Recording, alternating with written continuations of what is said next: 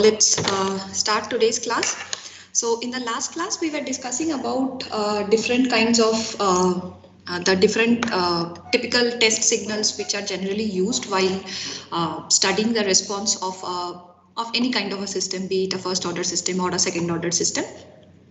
And if you provide those test signals, the test signals being impulse, unit impulse, step, ramp, parabolic. If you supply or if you excite the system with these kinds of input signals, then what will be the nature of the output that we are getting? So now we'll see that. So when we were talking about first order systems, you saw that the calculation or the derivation of the final time response, that was pretty easy or simple. The moment you moved to second order system, you saw that the calculation became a little bit more complicated. So obviously you can understand that the moment you move towards even higher order systems like third order system or even fourth order system, then the Laplace inverse and the calculation for this time for the time response of the system, even for this specific set of inputs like ramp input or step input, that becomes very complicated. So first of all, that becomes complicated, and on top of that, it becomes much more harder to form a generalized expression for those kind of systems. So as a solution, what we can do is that we can use some kind of approximation, and that approximation is basically known as a dominant pole approximation. So based on this approximation, what we can do is that we can approximate higher order systems and we can make it into an equivalent lower order system, assuming that the slowest part of the system that dominates the response and the faster components of the system, they are ignored. So first we were talking about what a dominant pole is. So we saw that a dominant pole is something which is a pole which is lying very close to the closest to the origin. So if you have like multiple poles in your system, then the pole which will be closest to the j omega or the imaginary axis compared to the other poles, that is known as the dominant pole. And also obviously the closer it is to the imaginary axis, it means that this pole will have the real part of this pole will be very small. So now this dominant pole is also significant when we will be talking about the stability analysis of a system. And you can see that since the value of this dominant pole, the real part of this dominant pole is very less. So that means that it is associated with the largest time constant. And the larger the time constant means it is the slowest. It comprises of the slowest component in the time response. So now we'll see about how we can approximate a system using this dominant pole. So this we have already talked about. So this dominant pole approximation means approximation of higher order systems with a system of lower order, assuming that the slowest part of the system that is dominating the response, and in that case we can sort of ignore the faster components or the faster parts of the system. So let's see an example and then it will be more clear to you. So let us say that you have a second order overdamped second order system. So this the transfer function of the system is given by k alpha beta by s plus alpha into s plus beta. So that means there are two poles in this system. So one pole is lying at s equals to minus alpha, and the other pole is lying at s equals to minus beta. Now, if you see the unit step, if you see the step response of this second order system, it is given by an expression something like this. So yt will be equals to. So you can see that from this expression, it actually has two exponential components, right? So there is one exponential component which is given by beta e to the power minus alpha t, and a second exponential which is given by alpha e to the power minus beta t. So now the criteria or the criteria for doing this reduction of this second order system into a first order system is that if you compare the value of beta with alpha, and if the magnitude of beta is very large compared to alpha, so this is the range which this is the condition which should be satisfied. So if the value of beta by alpha is greater than 5, then, and if we assume that the value of S is much less compared to beta, then you can write this HS. This can be approximated as K alpha beta. So S is assumed to be much less than beta. So S plus beta is approximately equal. So since S is sufficiently small compared to beta, so that means S plus beta, you can approximate it as beta.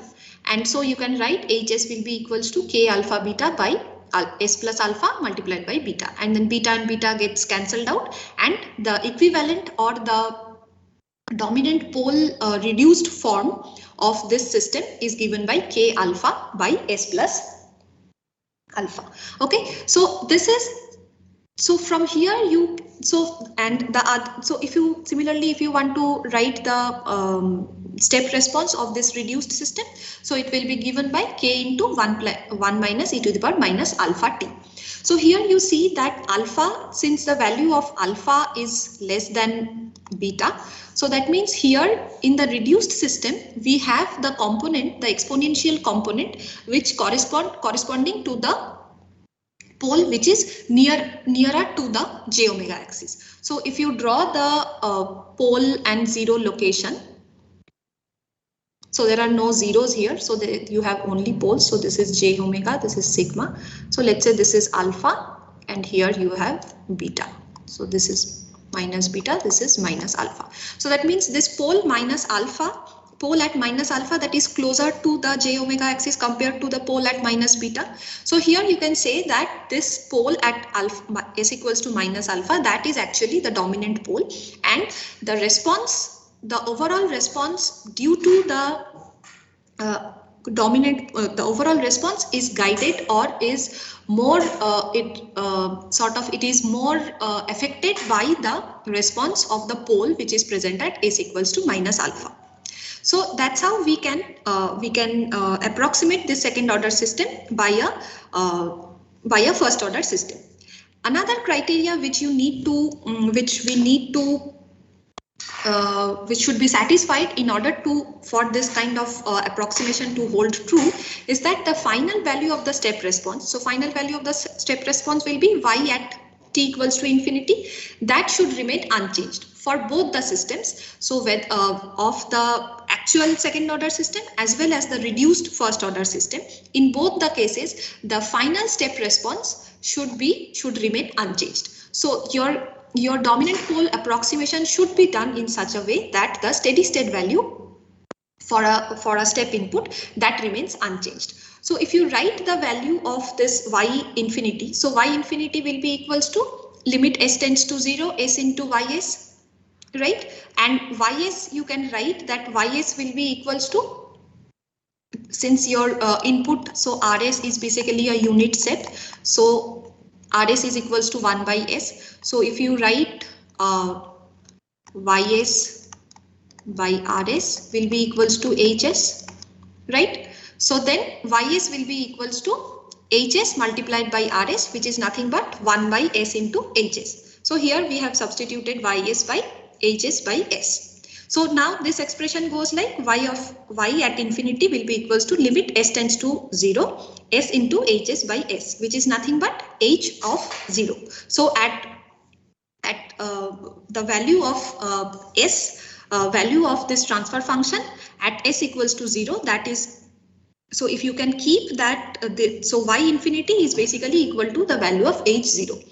So in order to keep this y infinity value constant for both the original system as well as the reduced system, you can in other words say that if you keep the value of h0 of both the systems as the same, then this condition becomes is satisfied. So this is equal to your h of dominant pole, h dominant pole of S. So here also you see that If you put S equals to 0, this value becomes equals to K. Similarly, here in the original expression, if you put, so here in the original expression, if the value of H0 is equals to K, right? And even in this case, for this reduced or this approximated system, here also the value of 0 is equals to K. So that means this, in both the cases, the H0 value remains unchanged. So that means we can say that the steady state value of the step response also remains unchanged. So that means that this approximation holds true. So now if we see an example like, let's say that for the same system you have been given that the value of alpha is equals to 0.1 and beta is equals to 1. So that means beta by alpha is 10, which satisfied the condition that beta by alpha is greater than 5. So we can write that we can approximate the system by alpha by S plus alpha. We can ignore the faster part of the system, that is ignore the pole or the contribution of the pole which is there lying much more away from the imaginary axis, and we are considering only the pole which is only the dominant pole, that means the pole which is closest to the imaginary axis. So the dominant pole approximated system becomes 0.1 by S plus 0.1. Right now, if you plot the final or the overall step response of this system, then you will see that, so this red line is basically given or rather the magenta plot, which is this one. This is the actual plot of the actual response of the system. And this red line, this shows that the plot of the system for this approximated HDB of S when the approximation is done assuming that the pole at S equals to minus alpha is dominating. Okay, and this blue curve represents the response of the system if you assume that the pole at minus beta dominates. Okay, so here you can see from this this figure that if you assume that the pole at minus beta is dominating, in that case this response is nowhere closer to the actual response. So that means the system approximation, if you take that the pole at S equals to minus beta is dominating, that is not going to be an accurate approximation of the system. But whereas if you take that, if you do the approximation taking into consideration that the pole at S equals to minus 0.1, that is dominant, then you see that this response is much more closer to the original or the exact response. So here you can say that this approximation is much more closer to or it's a much better approximation of the second order system. So this actual response or the exact response, basically as I have told that it consists of two exponential. So one exponential is a fast one having a relatively lower shorter time constant, that is 1 by beta, and the second exponential is has a time constant. It's a much more slower exponential and it has a time constant of 1 by alpha.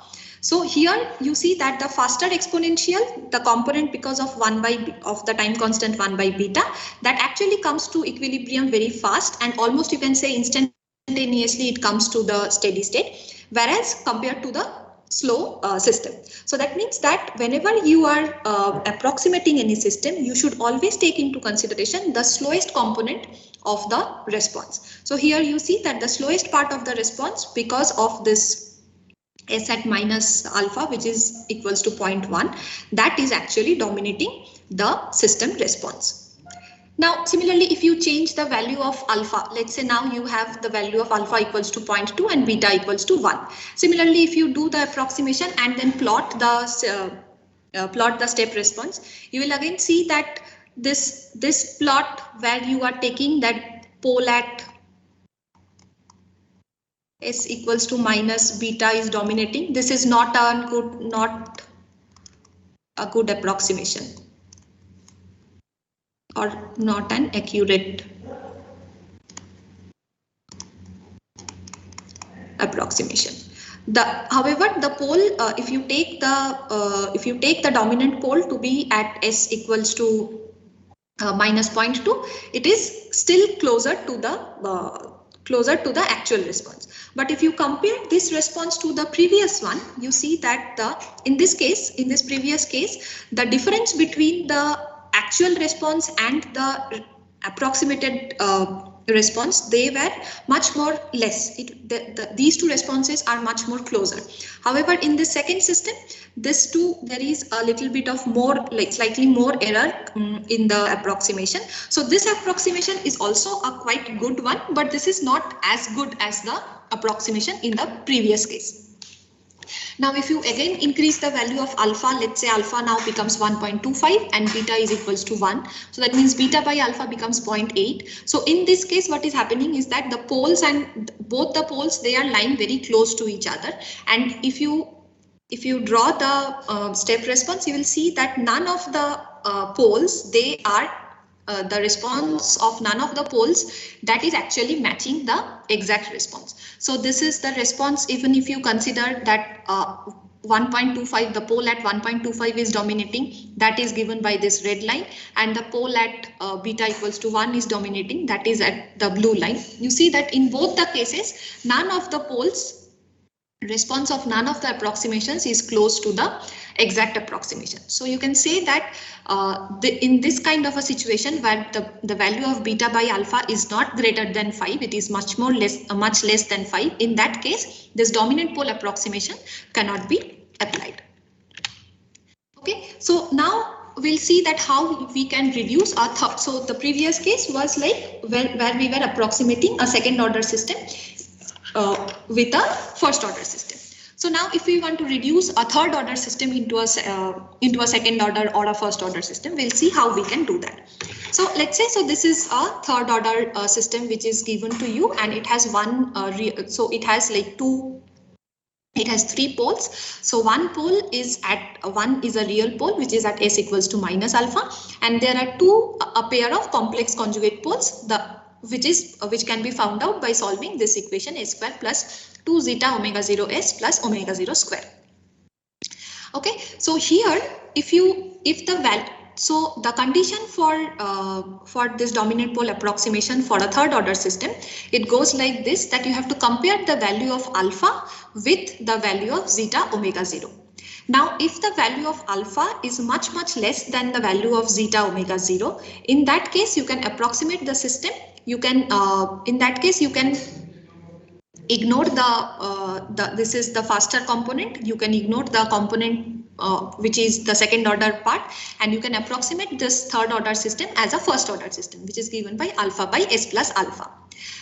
But in case that your real pole is lying way far from the j omega axis and the complex conjugate poles are lying closer to the j omega axis, in that case the complex conjugate poles will be much more dominant, and in that kind of a situation where the value of alpha is much greater than zeta omega 0, in that case the approximation of the system goes like, it will be approximated as a second order system with an equation like omega 0 square by s square plus 2 zeta omega 0 s plus omega 0 square. Okay, so here the condition for checking the dominant pole, which one is the dominant pole, is between alpha and omega 0. So depending on the value of alpha and omega 0, you have to find out which one is the dominant pole, and accordingly you will approximate the system. So basically this zeta omega 0, the value of zeta omega 0, this comprises of the real part of the complex conjugate root. So if you solve this a square plus 2 zeta omega, let's say omega 0 s plus omega 0 square equals to 0. So you will get 2 roots. So this will be given by minus zeta omega 0 plus minus omega 0 square root of 1 minus zeta square. Okay, so the solution for this is something like this. There is a j over here. So this is the complex conjugate root. Okay, so here you can see that this zeta omega 0 part, this is the real part of the complex conjugate root, and the omega 0 multiplied by root over 1 minus zeta square, this is the comprises of the imaginary part of the complex conjugate root. So So basically what you do is that you compare the real parts of the roots, both the complex conjugate roots as well as the real root, and then you determine the dominance, because you know that we know that the slower part basically the real part of the root, basically that portion is dominating, or that portion is determining how fast the system response will decrease. Okay, so that means you have to compare the value of alpha, the real parts of the real pole, as well as the real part of the complex conjugate pole. Here also the same criteria you have to, the same condition needs to be fulfilled, that is the DC gain of the exact system as well as the approximated system should be same. So that means the value of H0 should be unchanged in both the transfer functions, in order to ensure that the final value or the steady state value of the step response is remaining unchanged. Okay, so here also if you see that the value of H0 for the, so H0 will be equals to 1. Similarly here in this approximation also the value of H0 is equals to 1, and for the second approximation also, when alpha is greater than zeta omega 0, then also the value of H0 remains 1. So here you see that in both the approximated as well as the original system, the H0 or the DC gain remains the same. So that means the steady state response remains the same. So now, so suppose now you have a pole, so the value of alpha is equals to 0.1, and the second order poles, they lie at -1 plus minus J4, and the value of zeta is given, omega 0 is given. Okay, so you can find what is the value of zeta omega 0, and you see that the value of alpha is much less than the value of zeta omega 0. So that means that the real pole is dominating and the system will behave as a first order system. So if you see the response of the first order of the system, so the approximation goes like this, and if you see that if you compare the response, so this is you see that the magenta line as well as the red line, they are like almost lying on the same line. So this approximation is much more a much more valid approximation. However, if you take if you approximate this kind of a system with the second order system, you see that the response, you have an oscillatory response, and this response is nowhere closer to the actual response. So that means in this case the real pole that is dominating, and you have to approximate the system as even though it's a third order system, the approximated system is a first order system. Now similarly, if you change the value of, let's say you have alpha is equals to 10 and your zeta omega 0 is 0.98. So that means in this case the real pole that is lying much more, it is lying very far from the imaginary axis compared to the complex conjugate poles. So in that case, you see that if you plot the time response, the actual time response is or the actual step response is more closer to a second order system response, which can be found out if you consider that the complex conjugate poles are dominating in your system. However, if you take that this real pole is dominating, then this is the type of response that you get, which is not the same as the actual system response. Now another case may be where the value of alpha and this zeta omega 0, they are sort of very close to each other. So in that case, you cannot really say that the value of alpha is much greater than the value of zeta omega 0. So in that case, you see that the dominant pole approximation cannot be used, because the response that you are getting by taking only one dominant pole is not the same as the actual response of the system. Okay, so this is how you can approximate, if you can find out what is the dominant pole of the system. So depending on that, you can approximate a higher order system into a subsequent lower order system. It can be 1 order lower, it can be 2 order lower, depending on what is the position of your dominant pole. So is it clear till now? Yes, ma'am.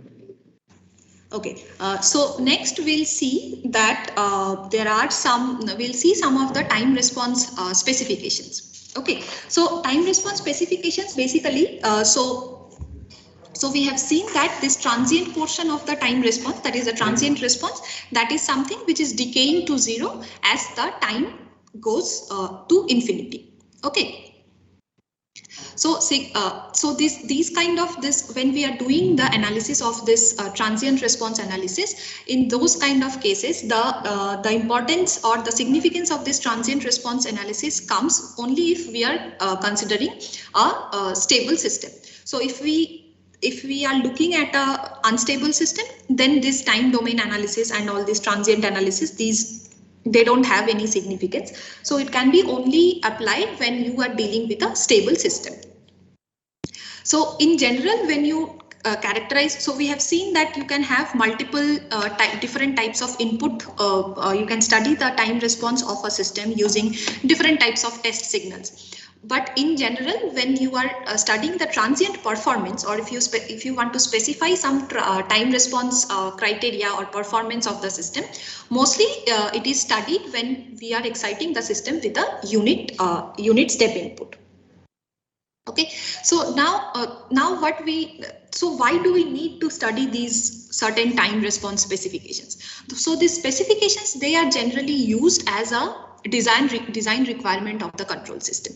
So whenever you want to design a control system, so there will be some specifications given, like let's say that the system can have an accuracy of this much, or the system might have the rise time of the system should not be more than some specific time. So all these kind of specifications are mentioned, while that the information about these specifications are needed when you are designing any control system. So these indices or these performance criteria, they basically denote like how fast the system is moving to follow the input, or it may represent like how much oscillations are there in the system, like in the transient phase of the system, and the amount of oscillation that is an indicator or the indication of the amount of damping which is present in the system. Then you might need to know that what is the time which is needed by the system to reach the final value, because obviously you cannot wait for like infinite time for your system to reach the steady state value. So you have to specify certain criteria while designing a system. So now let's see what are these performance criteria. So some of these performance criteria are, first of all, it's the delay time. So if you remember, that delay time was defined as the time which is required by the step response of the system to reach 50% of its final value. That is known as the delay time. Then there is rise time. So rise time is the time required by the step response to rise from 10% to 90% of its final value in case we are dealing with an overdamped system. And if we are dealing with an underdamped system, in that case, the rise time is defined by the time required by the step response to reach from 0 to 100% of the final 0 to 100% of the response. Then then there is this peak time. So peak time means the time required. So when we are talking about so this peak time is basically will be used only if we are we are having an underdamped system, because in underdamped system only we have certain oscillations in the transient phase. In case of overdamped system, we do not get any kind of oscillations. So peak time means it is the time required to reach the peak or the maximum value of the time response. So in this time response, you see that this is so suppose we are exciting this system with a unit step input. So this is the red curve is basically the output of the unit step response of a second order system. So you see that the steady state value is 1, and this is, since there is an oscillation, so this is the maximum value, this is the peak of, or you can say this is the maximum value of the time response. Okay, so the time which is required to reach till this maximum point or this peak, that is known as the peak time. And rise time will be the amount of time which is required to reach till the output reaches the value of 1, which is the steady state value, that is known as the rise time. Now you have a peak overshoot. So since this is the peak that we are talking about, so we are interested into seeing what is the actual magnitude of this peak, or what is the value of this, the maximum value that the time response can achieve or reach in the transient stage. So this is known as the peak overshoot. So in general, this peak overshoot is basically, so it's the largest deviation of the output over the step input during the transient phase. So that means this is if your output, the steady state output is 1, what is the maximum deviation from this 1 to this peak point, that is known as the peak overshoot. So in general, this is usually represented as a percentage of the final value of the step response. So you can write that the value of MP or the peak overshoot, that is equals to the value of this output at t equals at the peak time minus the, so this will be C, minus the value of the output at steady state, that is C infinity, divided by the value of the output at steady state. And if you want to represent it as a percentage, so you will just simply multiply this with 100 and then you will get a percentage value of this maximum peak overshoot. So in general, peak overshoot, whenever it is specified, it is mentioned in terms of percentage. Then you have something which is known as the settling time. Okay, so settling time means the time which is required by the response. Ideally, settling time should mean that the time which is required by the response to reach the final steady state value. But in case of a practical system, we don't want to wait for an infinite time or a very large amount of time. So in that case, what we do is that we specify a tolerance band and we say that the time which is required by the system to reach and stay within this specified tolerance band of the final or steady state value, that is known as the settling time. And this tolerance band is usually, it depends on how much accuracy of your system you need. So this is generally mentioned like either it ranges from mostly from 2% to 5%. So here you see that the step response is basically oscillating fine, and at this point, so here it reaches within, so in these cases also at this point also it reaches within 2%, but it doesn't stay within the 2% of the final tolerance. So this is the 2% tolerance band. So you can say that here it is, in this case, it is present within the 2% tolerance band, but this is going beyond that. So it is not exactly restricted within the 2% tolerance band. So similarly in this case, so this might be the actually the total 5% tolerance band. So if you are looking at the 2% tolerance band, so 2% tolerance band will lie somewhere like this. So here once the after that the value of, or the after time t equals to ts, the response lies within, it is varying within 2% of the, let's say, the final steady state value. So then we say that we at t equals to ts, the system has settled and it has reached its steady state condition. So that is known as the settling time. So these are like very important parameters for specifying, or the specifications from the design point of view of any control system. Now, as you can see that, so these kind of an oscillatory response is only present when you have, when we are dealing with an underdamped system. In case of a overdamped or a critically damped system, we do not get any kind of oscillation. So the value of this peak overshoot as well as the peak time, these two, they are not generally defined for critically damped or overdamped system, because we do not have any peak overshoot or any oscillations which are present in the system. Now let's see so till now we have learned about the expressions or the definitions of these time response specifications. Okay, so now let's try to do the derivation of the of this second order for a second order underdamped system. Okay, so now for a second order underdamped system, if you remember when we had analyzed the system, or we have found out what is the unit step response of a second order underdamped system. So it looked something like this. So Ct was equals to, so this was the expression for the step response of an underdamped system. So it was given by 1 minus e to the power minus zeta omega n t by square root of 1 minus zeta square multiplied by sine omega dt plus theta. But theta is given as cos inverse of zeta, or you can even write is equals to sine inverse of square root of 1 minus zeta square. Okay, so now if you want to find out the value of rise time, so rise time means the time required by the response to reach from 0 to 100% of the final value. So that means that the value of CTR at at the rise time, so the output at rise time will be equals to the final steady state value, which is nothing but 1. So this expression will be equals to 1, and after equating this response equals to 1, you can see that so the second term becomes equals to 0. So that means you can write that this sine omega t into TR plus theta is equals to 0. Okay, so from there you can write that the value of omega d TR plus theta will be equals to pi, and from here you can write that the value of TR is nothing but pi minus theta. Theta is cos inverse of zeta divided by omega d, and omega d is equals to omega n into square root of 1 minus zeta square. So for a second order underdamped system, the rise time is given by this expression. Okay, and for the delay time basically, so this is the rise time, means it is reaching to 100%.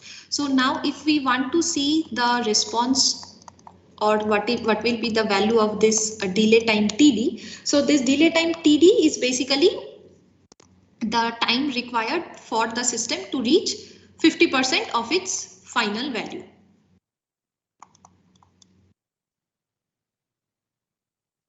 To reach 50% of final value, right? So you can write similarly, you can write this expression. So C of TD will be equals to 1 minus e to the power minus zeta omega n TD divided by 1 minus zeta square sine of omega d TD plus theta, and this will be equals to 50% means 0.5. The 50% of the output, final output will be equals to 0.5. So now if you can, if you use linear approximation on this system, then you will find that the value of this TD is equals to 1 plus 0.7 zeta divided by omega n. So this is the approximated value of the delay time in case of a second order underdamped system. Okay, so now let's see what will be the value of this peak time. Okay, so peak time means the time taken by the response to reach the maximum or the peak value. So peak means what? Peak means we are talking about the maximum value. So at maximum value, you can say that the time derivative of the output will be equals to 0. Okay, so at maximum value, so you can write that if you take the derivative of the response at this maximum position where t equals to TP, that should be equals to 0. So similarly, so this is your value of CT. So from here you just take a derivative of this system, and you find that this is the expression for after taking the derivative. So dCT by dt will be equals to this, and at t equals to, and so and this will be achieved when the value of t is equals to TP. So you can write TP over here and then equate it to 0. So once you have done this, so from there you can simplify the system and you will find out that the value of, so from here the omega the exponential part and this whole part, they gets cancelled out and you are left out with something like this. And if you do further simplification, you will find that the sine omega d into TP is equals to 0. So from here you can write that the value of omega d TP will be 0, pi, 2 pi and so on and so forth. So obviously it cannot be, so we will not consider the value of 0 because otherwise the value of TP will become 0. So we'll consider the first, so TP will be equals to pi by omega d, and we are considering this first peak because this is the only peak which will give you the maximum value. Even if you have other peaks are also there, but they will not be the maximum value of the output. So that's why we are more interested with the first value, or we are more interested with the first peak, and we can write that the peak time is given by pi by omega n into multiplied by square root of 1 minus zeta square. Okay, so once you have known the value of the peak time, so then you can find out what will be the value of the peak overshoot. So the value of peak overshoot will be the output at the peak overtime, the peak time minus the output at the final steady state output divided by the final steady state output. So it will be equals to, here it will be C at TP minus 1 divided by 1. So it will be equals to C at TP minus 1. So now you can you can just simply substitute the value of TP that you have found and in this expression, and then you will get after simplifying or after solving, you will get the value of MP is basically equals to e to the power minus zeta pi by square root of 1 minus zeta square. Okay, and if you want to express it in terms of a percentage, you will just have to multiply 100 with it. Now here you see that this peak overshoot that we are getting, that is actually dependent only on the value of zeta. So if you have this, so if you know what will be the damping ratio of your system, or in other terms, if the value of this peak overshoot is specified to you, that the maximum overshoot which the system can tolerate is something, let's say 1%. Okay, so if this value is specified, so from there you can find out what will be the value of zeta of your system. So accordingly, if you know what will be the time or the damping ratio of your system, accordingly you can design the system, or later on we'll see that if you know the value of zeta, you can manipulate the position of the poles in the system such that the output or the output that we are getting, that is according to the design criteria which has been specified. Okay, so then we have this, then we have to find out what is the value of the settling time. Okay, so if you see the response of this underdamped system, you see that this response, this oscillatory response, is actually bound by two exponential functions. Okay, so you have one exponential function which goes like this, and you have another exponential function which goes like this. So you can say that this overall time response, that is basically bounded, or it is oscillating within an envelope within an envelope formed by two exponential functions, which is given by 1 plus minus e to the power minus zeta omega n t by square root of 1 minus zeta square. Okay, so then this envelope, basically this envelope is similar to the unit step response of a first order system. If you recollect the unit step response of a first order system, so that only had a single exponential term. Okay, so this is in the similar form of the unit step response of a first order system. So you can write that the time constant of this envelope is given by tau equals to, so you have e to the power minus zeta omega n t. So if you write it in this form, e to the power t by tau, so then you can write that the value of tau will be equals to 1 by zeta omega n. Okay, so now if you see the final, the actual response, the oscillatory response of the system, if you see that at time equals to t, rather at t equals to tau, at that point the response is reaching 63.2% of the final value. Similarly, at t equals to 3 tau, the output is reaching 95% of the final value. You can just find out these values if you put, if you substitute the value of t equals to tau in the step response. So this was the step response, the expression for the step response. Here, if you put the value of t equals to tau and t equals to 2 tau, 3 tau, then similarly you can find out what will be the final value of CT. So it is, you can see that for 3 time, when time t reaches 3 time constant, at that point the output is reaching 95% of the final value.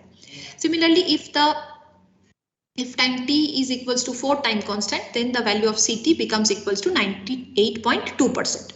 So from here you can say that if a tolerance band of 5% is specified, then you can write that the time, then the settling time of the system is equals to 3 tau. And if 2% tolerance band is specified, then the settling time will be equals to 4t, because after 3 tau and 4 tau, the system is reaching 95% and is staying within that 95% or that 5% tolerance limit. So you can write that the settling time for 5% tolerance band will be equal to 3 by zeta omega n, and for 2% tolerance band it will be 4 by zeta omega n. So you can see that the value of Ts is basically inversely proportional to zeta and omega n. Now, if the value of zeta is equals to 0, so that means there is no damping in the system. So that means this time constant will be equals to infinity. So time constant is infinity means the the settling time will be equals to infinity. So settling time is infinity means the system will never reach the steady state, and it will keep on oscillating in a purely oscillatory form throughout time. Also, if you see that the value of Tp and Tr, if the values of Tp and Tr are small, so if you see the value of Tp, basically Tp is inversely proportional. So if the value of Tp is small, similarly if the value of Tr, in both the cases you see that square root of 1 minus zeta square is in the denominator.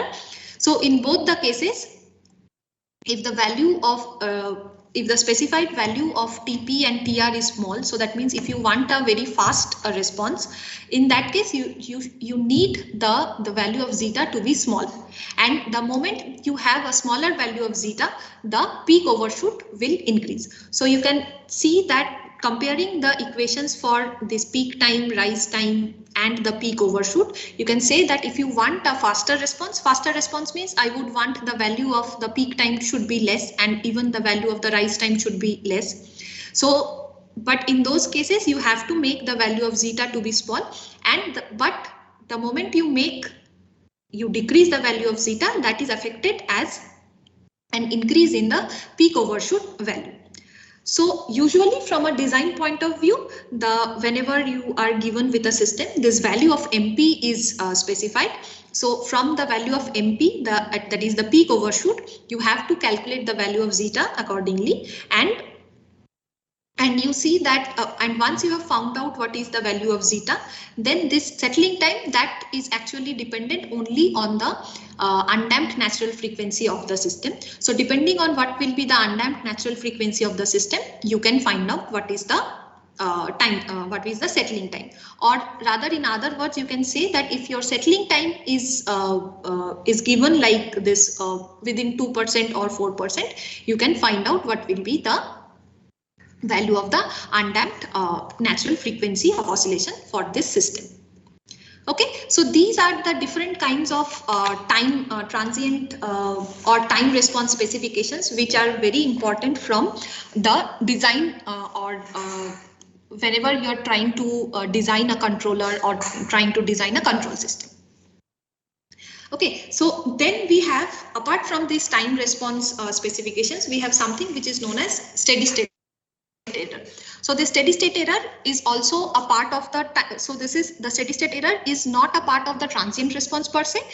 This is a part of the steady state response of the steady state component for the time response. So if you remember that the time response is basically a combination of, it comprises of the transient part and it comprises of the steady state part. So till now, whatever we have seen the time response, the transient response specifications like the rise time, peak time, then settling time, then you have this peak overshoot. All these, they are associated with the transient part of the time response.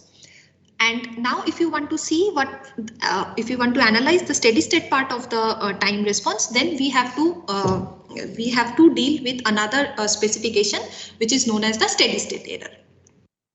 Okay, so the steady state error basically, so the steady state response is basically the time response of the system after the transients have died down, and this steady state response is a fixed value. So the value, and this fixed value is reached, ideally the value is reached at t equals to infinity. And so similarly, what will be the steady state error? So steady state error is basically the measure of the system accuracy when a specific input is applied to a control system. So if you have an input to your control system and you have your output, so the difference between the input and the steady state output response of the system as time t tends to infinity, that is known as the steady state error. So for a system like this, where you have a unity feedback control system, so the steady state error you can write that ESS will be equals to limit t tends to infinity E of t.